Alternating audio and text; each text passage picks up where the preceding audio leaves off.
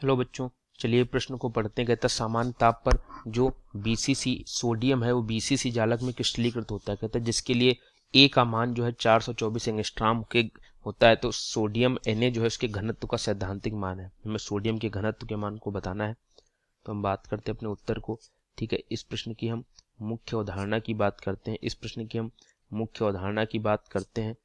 तो मुख्य अवधारणा क्या है कि यहाँ पर सोडियम के घनत्व को निकालना। घनत्व को अगर हम डी से प्रदर्शित करते हैं तो घनत्व का मान जो है उसको बताना है। ठीक है, ये इस प्रश्न का जो है वो मुख्य उदाहरण है। तो यहाँ पर जो घनत्व होता है, घनत्व का सूत्र होता है वो होता है ZM/Na ZM/Na A⁻3। यहाँ पर देखें Z जो होता है वो परमाणु की संख्या बीसीसी में परमाणु की संख्या कितनी है, जो M है वो Na का परमाणु भार, सोडियम का परमाणु भार कितना है।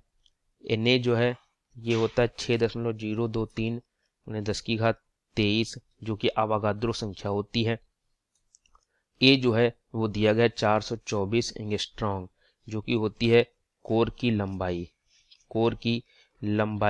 ठीक है, कोर की लंबाई जिसको अगर हम सेंटीमीटर में बदलें तो 424 × 10⁻8 सेंटीमीटर, क्योंकि हमें यहाँ पर उत्तर जो है घनत्व सेंटीमीटर में निकाला गया है।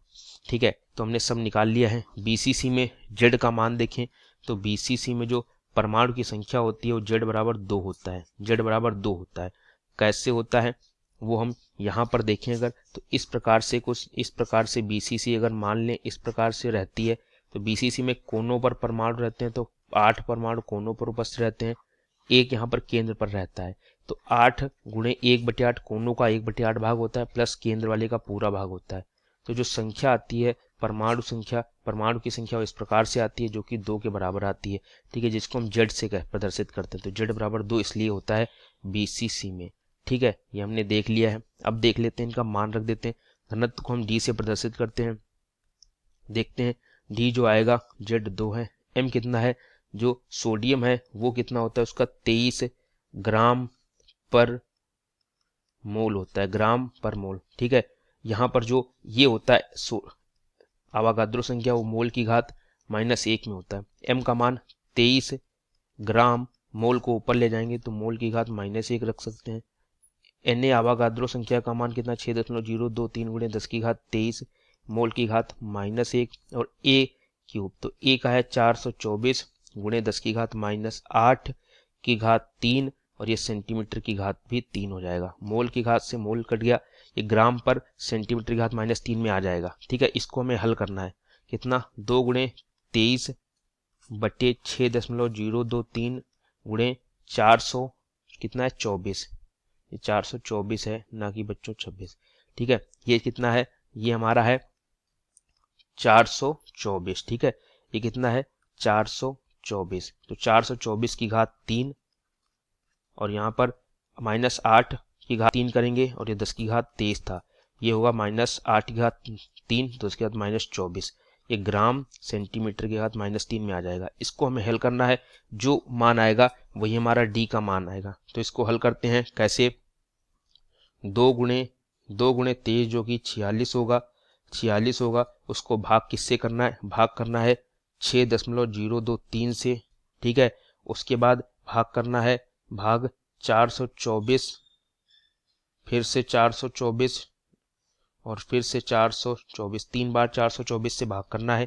तो ये आएगा, ये कितना आएगा, ये आएगा हमारा 1.00119।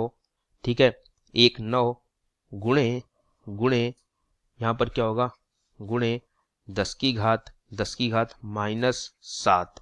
ठीक है, 10 की घात -7 और यहाँ से जो था ये बटे में 10 की घात 23 और ये 10 की घात -24, 10 की घात -24 आ जाएगा। ठीक है, तो ये क्या होगा 23 और -24, 10 की घात -1, ये हमारा जो है यहाँ से निकल कर आएगा। ठीक है, ये निकल कर आएगा।